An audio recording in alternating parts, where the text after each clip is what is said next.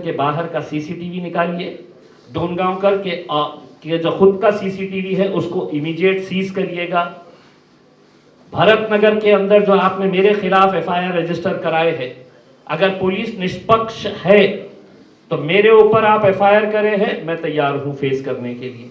लेकिन साथ ही साथ जालिंदर शेंडगे और उसके साथ वहां पर मौजूद 50 से 60 गुंडे, इनके ऊपर एफआईआर अगर नहीं कर रहे हैं तो मैं ये आपको ऊपर आरोप लगाऊंगा कि अतुल सावे ने जिस तरीके का पैसा हर एक इंसान को बांटने का काम किया है, वो किस किस के पास, किस अधिकारी के पास भी पैसा गया है, अगर आप ये नहीं करेंगे तो मैं साफ आपके ऊपर भी आरोप लगाऊंगा कि आप सब कुछ जानते हुए भी अंधे बनकर, आंख बंद करके आप दूध पीने का काम कर रहे हैं। अगर आपके कुछ सवाल है तो आप पूछ सकते हैं। नहीं, हम तो इलेक्शन कमीशन को यही कह रहे हैं, अब आप हमको बता दीजिएगा कि इतना एविडेंस देने के बाद, मुझे भी मालूम है कि इलेक्शन कमीशन किसके हाथों तले दबा हुआ है। पुलिस डिपार्टमेंट को देवेंद्र फडणवीस साहब, एकनाथ शिंदे साहब की तरफ से क्या आदेश आया था उनके उम्मीदवारों के ताल्लुक से, ये सिर्फ मेरी कॉन्स्टिट्यूएंसी के बारे में बात कर रहा हूं। एक उदाहरण है तो नासिर सिद्दीकी साहब से पूछिएगा कि अचानक 5:45 बजे बूथ के ऊपर 200 लोग कहां से पलट के आ रहे हैं, कौन लेकर आ रहा है, बताइए। आपका एक एग्जांपल, अमानुल्लाह मोतीवाला जो कटकट गेट के ऊपर एक बूथ है, वहां पर 6 बजने को 5 मिनट या 4 मिनट बाकी थे। कुछ मुस्लिम महिलाएं भी वहां खड़ी थी, लेकिन उनको पीआई साहब ने रोक दिया बाहर और ये सारे लोगों को अंदर लिया। हमारे लड़कों ने बहुत उनसे बहस की तो कहने लगे कि नहीं, आप लोग 6 बजे के बाद आए, वो 6 बजे के अंदर आए। मैं अंदर गया तो वो को कम से कम 10 मिनट गेट के ऊपर रोके। मतलब मेरा राइट है क्योंकि मैं कैंडिडेट हूँ और मुझे जाकर देखना है कि क्या चल रहा है अंदर गया तो इधर से 100 लेडीज़, इधर से 100 जेंट्स एक साथ एकदम 2 या 3 मिनट पहले या 6 बजे के अंदर वो लोग दाखिल हुए अंदर। जब मैंने देखा वो ऑफिसर जो दिन भर एक एक लेडीज़ को ऐसा देख रहा, सोच रहा, लिख रहा और इतना टाइम पास कर रहा था, तो अचानक उसके अंदर इतनी फुर्ती आ गई थी कि ऐसा ले रहा, देख रहा, ऐसा कट कर रहा, आगे भेज रहा था। तो मतलब उसने ऐसा टारगेट लिया था कि मैं 10 मिनट में 200 वोट करवा दूंगा। कई जगह मैंने ऐसा देखा कि उन्हें सिर्फ बीएलओ की चिट्ठी लेकर आया और इन्हें ऐसा ताक में था कि भाई बीएलओ की चिट्ठी पे उसको वोट करवा दूँ, तो मैंने उसको रोका वहाँ पर। मतलब बाप की जागीर नहीं है, हर जो वोट जो है आपको यहाँ आईडी प्रूफ, जब तक प्रूफ नहीं होता जब तक आप आगे भेजते कैसा। तो एक ना तो मेरी तरफ देखने लगा, मैंने वहाँ बहुत बहस किया उससे कि मैं कैंडिडेट हूँ, तुम लोग हराने के लिए है कि फ्री एंड फेयर इलेक्शन करवाने के लिए।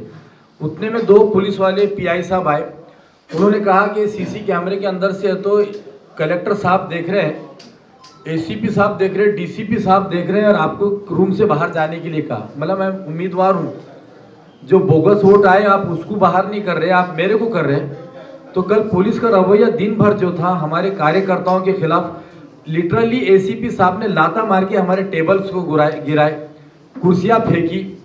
एक तरफ दूसरी पार्टी का एक टेबल लगा हुआ था जहां 3 से 4 कुर्सियां लगी थी, वहां पर उन्होंने, मैं खामोशी से गया, उन्होंने मेरे को देखे नहीं थे, जाकर बोलने लगे कौन सी पार्टी से बैठे, तो बोले ऐसा था, ठीक है। बोले बाजू मेरा टेबल लगा हुआ था, वहाँ 2 बच्चे बैठे थे, 3 कुर्सियाँ रखी हुई थी।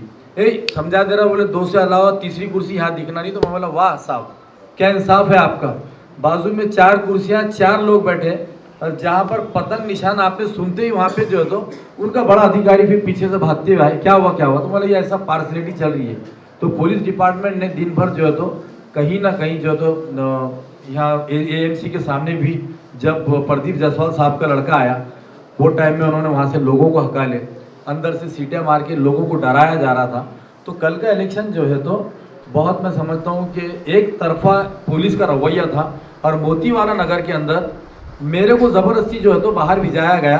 और वो जो वोटर्स थे उनके पास क्या डॉक्यूमेंट थे क्या नहीं, तो मैंने फिर मेरा पोलिंग एजेंट जो था उसको बोला, मेरे सामने मैंने कम से कम 5 लोगों को जो ज़बरदस्ती वोट डालने आए थे, सिर्फ एक बीएलओ की चीट लेकर आ गए थे। वो एक लेडीज़ को मैंने पकड़ा, उसकी ना सूरत मिल रही थी ना शक्ल मिल रही थी। बाहर हाल उन्होंने ये बोला कि आपको रूम से बाहर जाना पड़ेगा। एसीपी साहब देख रहे, वहाँ से सीपी साहब देख रहे, कलेक्टर साहब देख रहे हैं, आपको रूम से बाहर जाना पड़ेगा ना, तो हमको ज़बरदस्ती करना पड़ेगा बोले। तो ये सारी चीज़ें कल दिन भर चली। एक सेकंड, एक वीडियो और बचा हुआ है, वो आखिरी वाला वीडियो देखिए, जिसके अंदर मेरा लड़का खुद, ये पुंडलिक नगर का है, ये पुंडलिक नगर के अंदर हमने जब बार बार है तो ये देखिए, एक महिला अंदर दिखेगी आपको जो इमीडिएट पैसा है तो ब्लाउज के अंदर डाल रही है। हाँ बोलिए, ये देखिए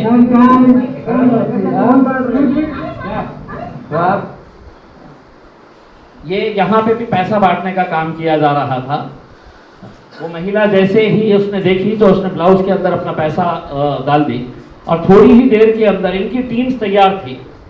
ये मेरा लड़का खुद गया था वहाँ पे, जैसे ही वो बाहर निकला तो इसके घर, इनके पास पुंडलिक नगर के अंदर बहुत सारे लड़के आके वहाँ पर है तो फिर से वही नारा लगाना शुरू कर डाले।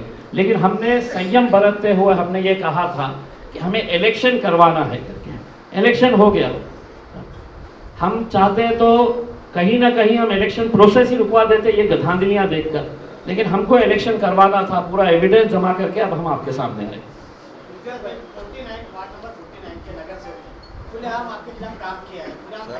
कौन?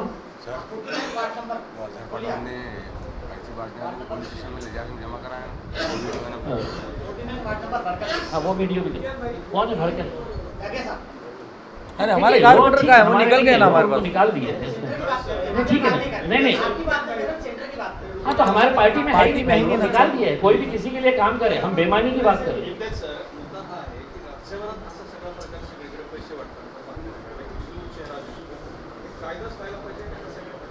नाही, इलेक्शन कमिशन याच्या बाबतीत काहीतरी ठोस निर्णय घ्यायला पाहिजे ना।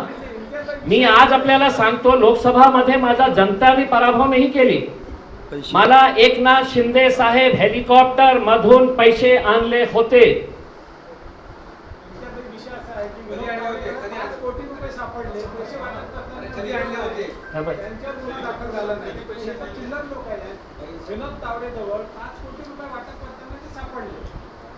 तुम्ही इतकं ओपन असूनही सुद्धा त्याच्यावर कारवाई होत नसेल तर त्याचा उत्तर मी पहिलेच दिलेलं आहे। आपल्याला पोलिसांनाही निर्देश आले होते आणि इलेक्शन कमिशनच्या टीमलाही सांगण्यात आले होते, जे काही चाललेलं आहे त्याला चालू द्या, आम्ही सांभाळून घेऊ, तुम्ही कोणालाही थांबवायचं नाही।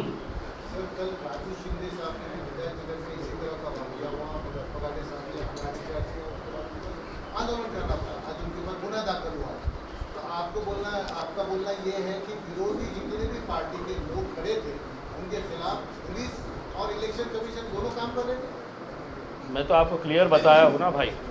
अब मैं आपको एक, ये जो लड़का जिसको हमने पकड़े थे हमारे अजहर पठान, कहाँ है वो वीडियो? वो वीडियो भी चलवाने लगे। ये एक वीडियो, हमारा जो बच्चा महिलाओं को पकड़ पकड़ कर लाकर एडवोकेट डोनगांवकर के पास दे रहा था, मुस्लिम महिलाओं को, उसको पकड़ के बाज़ाब्ता पुलिस स्टेशन में हमने लेके गए। पुलिस स्टेशन का काम क्या था कि वो लड़के को पकड़ना, उसकी इंक्वायरी करना, वो कहाँ से आ रहा है। हम उसको बता रहे हैं कि वो एडवोकेट डोनगांवकर के पास कितनी महिलाओं को रिक्शे में भर भर कर लेकर गया। हमने पकड़ के ला के दिए उनको। क्या हुआ, पुलिस वालों ने है तो बाद में उसको बोले नहीं जाओ, चले जाओ करके। सादा सा एक ऐसा नोट भी नहीं किया गया की काही माणसांनी या माणसाला पकडून आणून दिलेले आहे, आम्ही हे त्याची इन्क्वायरी करू, काही नाही, सोडून दिले। हमने जो काम पुलिस ने करना चाहिए था वो काम हमने करके दिए। पुलिस स्टेशन में ले जाकर हमने हाजिर किए, हमारे बच्चों ने ले जाकर दिए। पुलिस का काम था कि कम से कम उसको बिठा के रखे, उसकी इंक्वायरी करे कि कितनी महिलाओं को उसने लेकर आया है करके। जब डोनगांवकर के पास हमने पकड़े तो इस बंदे के पास 8 है तो महिलाओं के अलग अलग है तो वोटिंग इलेक्शन कार्ड्स मिले जो उसके परिवार के नहीं थे।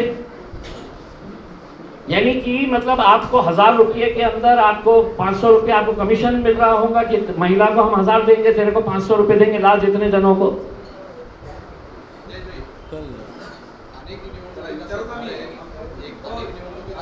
एक सेकंड मी बोलत आहे, मी त्यांचा प्रश्न विचारतो। बोला बोला।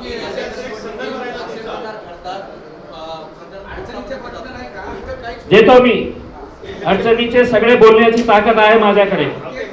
एक एक तुमच्या पत्रकार बिरादरीचा, माझ्या कोणी कार्यकर्ता विचारत नाही आहे, तुमच्या पत्रकारिताच्या बिरादरीचा एनडीटीव्हीचा पत्रकार विचारत आहे। मी तुम्हाला ही संधी देणार मी घाबरणारा माणूस नाही आहे. तुम्ही अतुल सावेशी बोलत नाही आहे, इम्तियाज जलील आहे, पत्रकारिता मी पण केलेली आहे. असं अनेकदा घडतं, मागील निवडणुकीत पण झालं, प्रकरण कोर्टात जातं, सगळं होतं. पुढे काही छोट्या आमच्या प्रकरणात काही होईल असं वाटतंय? मी काय म्हटलेलं आहे की काही अपेक्षा नाही आहे. मी इलेक्शन कमिशन कडून काही अपेक्षा नाही आहे, पोलिसांकडून काही अपेक्षा नाही आहे. मी आपल्याला फक्त सत्य जे घडलेलं आहे ते तुम्हाला दाखवत आहे. याच्यापेक्षा काय असायला पाहिजे की ओपनली एक माणूस पैसे वाटत आहे दलित वस्त्यांमध्ये, त्याचा व्हिडिओ आहे, पैसे आणलेला तो माणूस. आता आंबेडकर नगरच्या सगळ्या सीसीटीव्ही काढा ना इलेक्शन कमिशन आणि पोलिसांनी. अपेक्षा काही नाही आहे, मी फक्त सत्य दाखवत आहे. बोला दादा, लोकसभेने असं म्हणाले, एक सेकंड. तुम्ही बोलताना असं म्हणाले, त्यामुळे लगेच विचारत होतो की मुख्यमंत्र्यांनी हेलिकॉप्टरवरून पैसे पाठवले असं म्हणाले. पाठवले नाही, त्यांनी स्वतः आणले होते. मुख्यमंत्री एकनाथ शिंदे साहेब लोकसभेच्या वेळी स्वतः हेलिकॉप्टर मध्ये पैसे आणले होते आणि ते पैसे लोकांमध्ये पोहोचवण्याचं काम जे आहे पोलिसांच्या गाड्यामध्ये करण्यात आले होते. त्याच वेळी तुम्ही इलेक्शन कमिशनला त्या संदर्भातले पुरावे देऊन जर तक्रार केली असती तर असा प्रकार विधानसभेला झाला नसता असं तुम्हाला वाटतं का? मी आजही कुणाकडे काहीही अपेक्षा ठेवत नाही. आजही इतकं सत्य असून सुद्धा, कारण माझा विश्वास जे आहे ते संपलेला आहे. जे एजन्सीज आहे, हे इलेक्शन कमिशन, हे सगळं कुणाच्या इशाऱ्यावर काम करत, ते काय मोदी साहेबांच्या पक्षाच्या विरोधात जाणार का? आणि करत असेल तर मलाच काही सांगण्याची आवश्यकता नाही. मी माझ्या सोशल मीडियावर टाकलेलं आहे. इलेक्शन कमिशनने स्वतःहून दखल घ्या ना त्याच्या बाबतीत आणि घ्या प्रेस कॉन्फरन्स आणि सांगा इम्तियाज जलील खोटं बोलत आहे का. कमीत कमी हे तर सांगा ना. मी काय कलेक्टर साहेब आणि आरओ साहेबांची प्रेस कॉन्फ्रेंस यासाठी कि ये एरिया में इतने वोटिंग हुआ है, निष्पक्ष इलेक्शन हुआ है, बहुत अच्छा इलेक्शन हुआ है, 2000 हमारे कर्मचारी लगे थे, अब काउंटिंग के लिए हम लोगों ने ये सुविधा करें. हे नौटंकी ऐकायला मी बसलेलं नाही आहे. बोला साहेब कृष्ण. सगळे ज्यावेळेस मार्ग बंद होतात त्यावेळेस न्यायिक लढाई लढावी लागते. तुमच्याकडे जर व्हिडिओ एव्हिडन्स आहे तर या सगळ्या संदर्भात तुम्ही न्यायालयात याचिका दाखल करून न्यायालयाची लढाई लढता.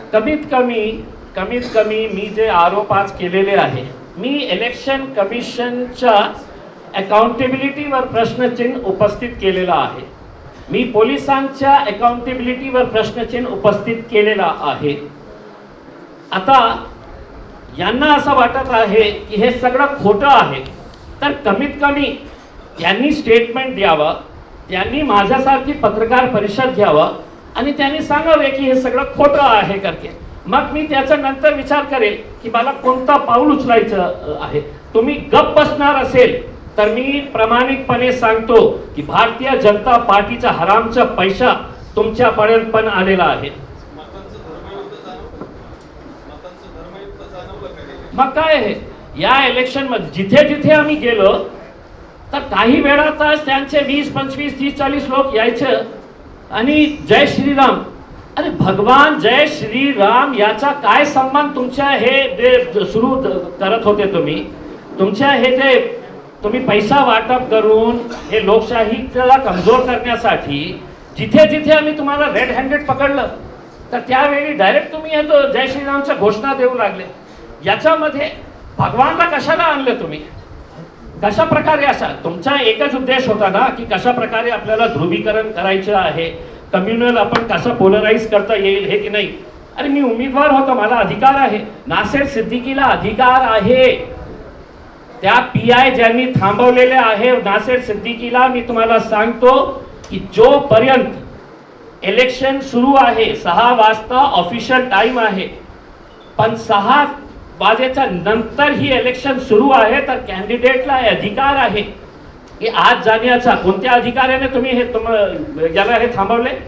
आणि जसा हे लोक करत होते तर आमचेही काही लोक 3 वाजेच्या नंतर त्यांनाही किती पैसे देण्यात आले होते इलेक्शन डिस्टर्ब करायला, हेही याच्यावर. तुमच्या या प्रेसवर आता अतुल सावेने NDTVला हे दिले होते, त्यांचं म्हणणं आहे की तुम्हीच महिलांना मारहाण केली आणि हैदराबादचं खूप इच्छा होती मला, महिलांना मारण्याची इच्छा नाही होती. मी इतकं नाही आहे, नामर्द नाही आहे मी की महिलांवर मी काही करणार.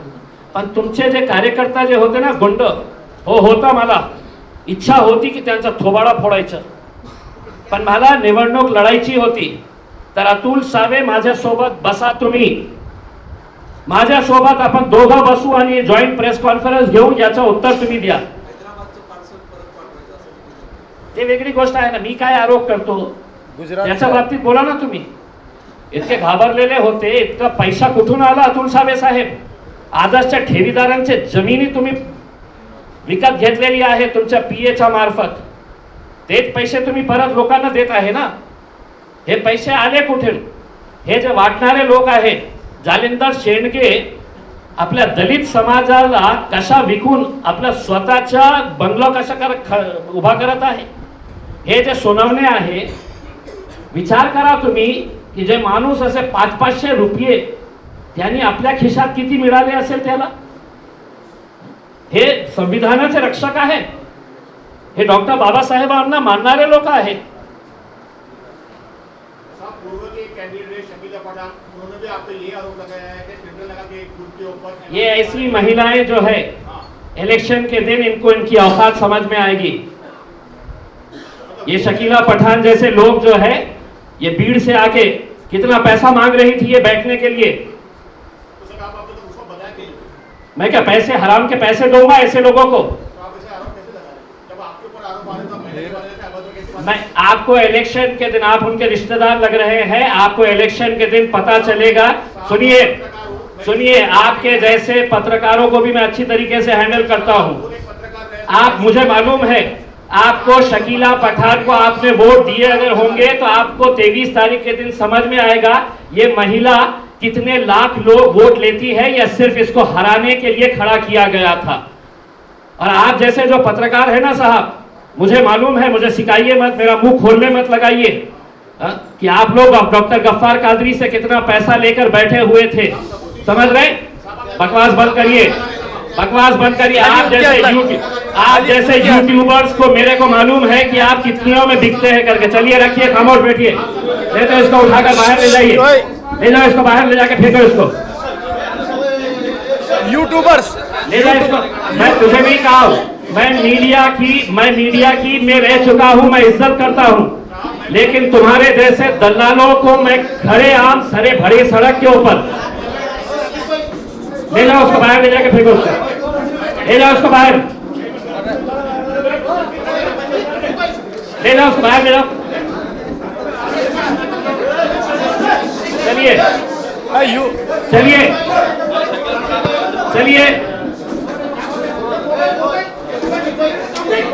चलिए. बहुत बहुत धन्यवाद आप सभी लोगों का, आप लोगों का, सभी लोगों का धन्यवाद. मैं उम्मीद करता हूं लोकशाही को जिंदा रखें.